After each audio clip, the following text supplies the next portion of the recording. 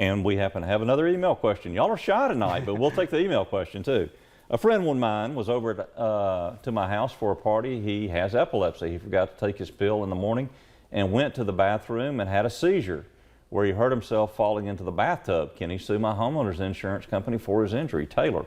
Again, Taylor, we don't know which jurisdiction. If you're in Alabama, Georgia, Florida, we're just going to take it because I think the answer is going to be the same in all jurisdictions since I'm licensed in all jurisdictions.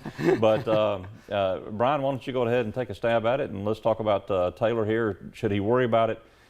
His friend who was at a party and forgot to take his pill, but had the injury on his property. What's going to happen here in the homeowner's claim? So the short version is anybody can sue anyone for anything. We agree with that.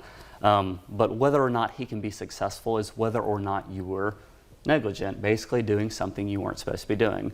Unless you were in charge of giving him his medication, there is really no fault or negligence on the homeowner in that situation. But we have had cases where people are injured on someone else's property. And a lot of people believe that if you are injured on Walmart's property, Publix's property, then they are responsible. And that's actually not the case. It's very different. Right. So as I articulated, it's whether or not they were negligent. Okay, so but let's talk about that. Since this happened in his home, though, and it happened in the home, there's something called medical payments coverage. Can you explain what medical payments coverage is under a homeowner's policy? Essentially, if you are injured, and this property does have medical payments coverage, it will pay up to the medical payments policy limits if you are injured, but it's no fault based. Right. So in other words, no one has to be negligent. Most homeowners policies, I think mine has either $3,000 or $5,000. Most homeowners policies carry medical payments coverage. And a lot of restaurants I know do as well.